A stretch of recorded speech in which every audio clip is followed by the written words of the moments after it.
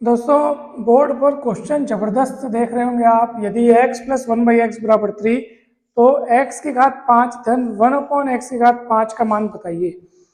तो सबसे पहले तो यहाँ पर आपको दो सूत्र जानने हैं और उन दो सूत्रों की मदद से ये बन जाएगा।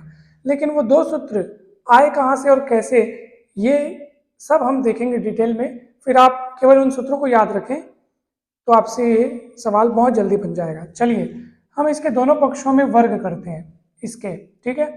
सबसे पहले हम लिखते हैं कि हमें दिया क्या है, x plus one by x बराबर क्या दिया है, 3। दोनों ओर आप क्या कर दो, वर्ग कर दो, दोनों ओर वर्ग कर दो।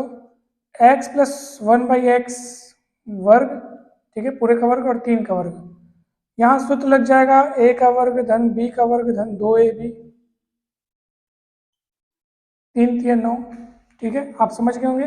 a के रूप में x को देखो, b के रूप में वन बाई एक्स को देखो। a प्लस बी पूरे का वर्ग, तो a का वर्ग धन b का वर्ग धन 2ab, और उधर 3 का वर्ग, तो ये x x कटेगा। तो x square plus one by x square कितना है आपके पास, ये एक्स एक्स कटेगा और 2 उधर जाके ट्रांसफर हो जाएगा, ट्रांसफर होकर उधर चले जाएगा, तो 9 में से 2 गया 7 बचेगा। 2 उधर जाके 9 में से घट जाएगा, 7 बचेगा, ठीक है। तो ये इसका मान 1 निकल गया है ना भाई। अब ये एक्चुअली अपने आप में एक सूत्र था। देखो यहाँ पे 3 का वर्ग हुआ और 2 उसमें से माइनस हुआ, तभी तो 7 आया ना। तो एक्चुअली एक सूत्र है, और वो सूत्र क्या है बताऊं। वो सूत्र ये है कि यदि x plus one by x बराबर a हो तो x square plus one upon x square बराबर a स्क्वायर माइनस 2। वही तो हुआ यहाँ पे। a की जगह 3 को देखो आप, a की जगह 3 है और a स्क्वायर माइनस 2, 3 का वर्ग में 2 माइनसों के साथ मिले, देखो 3 का वर्ग हुआ, फिर यही 2 उधर जाकर ट्रांसफर हुआ है। अगर ये 3 3 नहीं रहता बल्कि a रहता तो a स्क्वायर होता, और ये एक्स एक्स करके कट करके 2 उधर माइनस होता तो a स्क्वायर माइनस 2 बचता। तो ये सूत्र बन गया। तो ये सूत्र आप याद रखो हमेशा, ताकि आप बार बार ये काम ना करके direct x square plus one by x square is equal to a square minus 2 आप याद रखोगे तो आपसे जल्दी बनेगा, ठीक है। तो एक तो ये काम हो गया। दूसरा हम क्या करेंगे, हम इसका त्रिघात भी कर लेंगे इसी का, ठीक है। त्रिघात कर लेते हैं, या हाँ त्रिघात कर लेते हैं। चलो त्रिघात करने पर ये समीकरण 1 दे दो, इसको लिख दो। समीकरण 1 का क्या करने पर, त्रिघात क्यूब करने पर। चलो x plus one by x cube, उधर 3 का क्यूब हो जाएगा। यहाँ पे a प्लस बी क्यूब का सूत्र लगेगा, तो ये आपको सूत्र पता होना चाहिए। a प्लस बी क्यूब का सूत्र क्या है, a cube plus 3a square b plus 3ab square plus b cube, ठीक है। यहाँ पे मैं a प्लस बी स्क्वायर का भी सूत्र लिख देता हूँ, a प्लस बी स्क्वायर बराबर a square plus b square plus 2ab, ठीक है। चलिए अब x plus one by x का क्यूब, तो सॉरी हाँ 3 का क्यूब। चलो a प्लस बी क्यूब का सूत्र लगाएंगे, a क्यूब यानी एक्स क्यूब। a के रूप में आप x को देखो, तुलना करो, a की जगह पे x दिख रहा है और b की जगह पे वन बाई एक्स दिख रहा है, तो a क्यूब मतलब x का cube plus 3 into a square मतलब x स्क्वायर इंटू b मतलब वन बाई एक्स प्लस 3, फिर a मतलब फिर x, फिर बी स्क्वायर मतलब one by x square plus b cube मतलब वन बाई एक्स का क्यूब, 3 का क्यूब मतलब 27, ठीक है। अब देखो यहां से एक एक टोक एक्स कटेगा, यहां से एक एक टोक एक्स कटेगा, तो क्या होगा सर, एक्स क्यूब, मैं वो वाले मतलब वन बाई एक्स क्यूब को पहले लिख लेता हूं। अब यहाँ 3 3 कॉमन निकल जाएगा, यहाँ पे एक्स बचेगा क्योंकि एक्स वर्ग था, एक एक टोक एक्स कटा है तो एक्स बचेगा, एक एक एक्स कटा है वन बाई एक्स बचेगा 27, ठीक है। X cube one upon x cube, ये देखो ये कौन है, ये यही है, ये यही है x plus one by x जो कि 3 है, तो इसकी जगह 3 रख देंगे। और वो 3 फिर इस 3 से गुणा होकर 3 3 9 बन जाएगा और 9 पलट जाएगा तो 27 माइनस 9 हो जाएगा 18, ठीक है। तो अब आप बोलोगे सर इस चीज को अगर हम सूत्र रूप में याद करना चाहें तो क्या, कैसे याद करेंगे, तो एक दूसरा सूत्र आप याद कर लो। यदि x plus one by x बराबर a हो तो x cube plus one upon x cube बराबर हो जाएगा a क्यूब माइनस 3। आप खुद देखिए यहाँ पे क्या हुआ है, जो इस तरफ था उसका क्यूब हुआ, ठीक है, और उसके क्यूब में कौन माइनस हुआ है, 3 into x plus one by x, और x plus one by x कौन है, वो ये जिसको हम ए बोल रहे थे, ठीक है ना। X plus one by x को आप ए अगर मानते, जो कि यहाँ 3 है ना, आप उसको ए मानते तो क्या होता, 3a, और वही 3a उधर जाके माइनस हुआ है, और उधर पहले से कौन है 27, ठीक है, तो 27 कौन है a क्यूब, तो ये a क्यूब माइनस 3a करके आप याद रखना।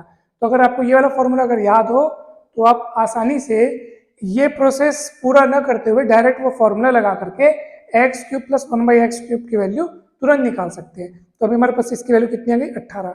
अब आप कहेंगे सर आपने ये वाला मतलब क्यूब वाला भी क्यों निकाला, स्क्वायर वाला क्यों निकाला, हमको जरूरत किसकी है। देखो प्रश्न को देखो गौर से, जब आप प्रश्न को गौर से देखोगे ना और उसी अनुसार कार्य करने लगोगे ना, तो आपको समझ में आते जाएगा कि हम जो जो काम कर रहे हैं तो वो कर क्यों रहे हैं। हमको जिसकी वैल्यू निकालनी है वो कौन है, एक्स की घात 5 धन 1 अपॉन एक्स की घात 5, 5 घात है ना, तो 5 घात कैसे मिलती है, 2 घात और 3 घात वाले को आपस में फिर से गुणा करना पड़ेगा, ताकि घाते घाते जब जुड़ेंगे तो 2 और 3 5 हो जाएगा।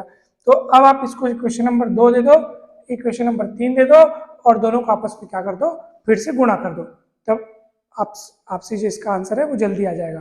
तो चलिए अब हम समीकरण 2 और 3 का गुणा करने वाले हैं, और मैं इसको अब मिटाने वाला हूं क्योंकि इसका काम हो गया है। तो मैं इसको मिटा रहा हूं ताकि मैं यहीं पे बना सकूं। आप समीकरण 2 को देख ले रहो, 3 को देख ले रहो, यहाँ पे 7 है, यहाँ पे 18 है, ठीक है। अब मैं इसको मिटा रहा हूं। तो समीकरण 2 व 3 का गुणा, समीकरण 2 में कौन था, x square plus 1 upon x square था लेफ्ट साइड।